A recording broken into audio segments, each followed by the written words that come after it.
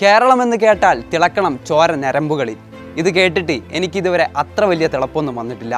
കരളുറപ്പുള്ള കേരളമെന്നും നന്മയുള്ള കേരളം എന്നൊക്കെ പറഞ്ഞ് എടുത്ത് മണ്ടയിൽ കയറ്റി വെച്ചതും പോരായിട്ട് പ്രബുദ്ധ കേരളം എന്നൊരു ആലങ്കാരിക വാക്കുകൂടെ ചേർത്ത് കേരളത്തെ നാം വിശേഷിപ്പിക്കാറുണ്ടല്ലോ.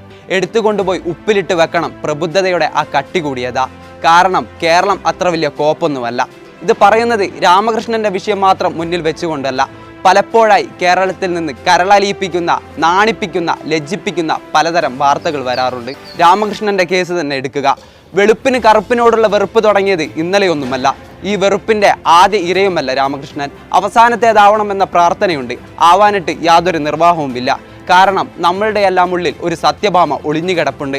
അവസരം കിട്ടുന്ന സമയത്ത് ആ മുഖം മൂടി നീക്കി സത്യഭാമമാർ പുറത്ത് ചാടുക തന്നെ ചെയ്യും. കേരളത്തിൽ നിത്യോപക മരുന്നുകൾ പോലെ കോസ്മെറ്റിക്സ് പ്രൊഡക്ട്സും വിറ്റഴിക്കപ്പെടുന്നുണ്ട് എന്നത് സൂചിപ്പിക്കുന്നത് വെളുത്തിരിക്കാൻ, വെളുപ്പിന്റെ പ്രിവിലേജ് അനുഭവിക്കാൻ നാം ഓരോരുത്തരും കൊതിക്കുന്നുണ്ട് എന്നുള്ളതാണ്. ഈ പ്രിവിലേജുകളുടെ നടുവിൽ നിന്നുകൊണ്ടാണ് ചില പ്രത്യേക സന്ദർഭങ്ങളിൽ മാത്രം സാംസ്കാരിക നായകന്മാർ ഉണർന്നു ചാടി വരുന്നത്. പൊന്നു സാംസ്കാരിക നായകന്മാരെ, നിങ്ങൾ ചിലപ്പോൾ മാത്രം കുഴിമാടങ്ങളിൽ നിന്നും എഴുന്നേറ്റ് വരല്ലേ, ഞങ്ങൾ പേടിച്ചു പോവില്ലേ?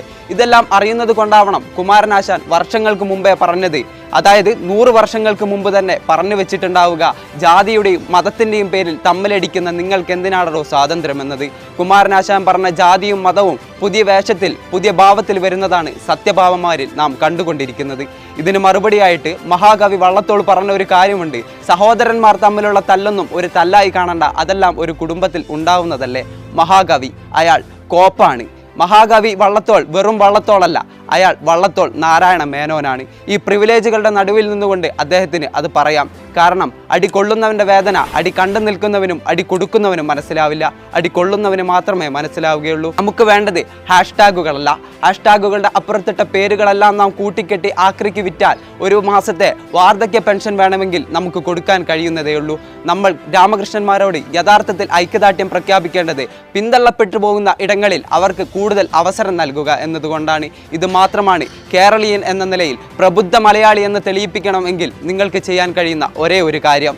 നന്ദി.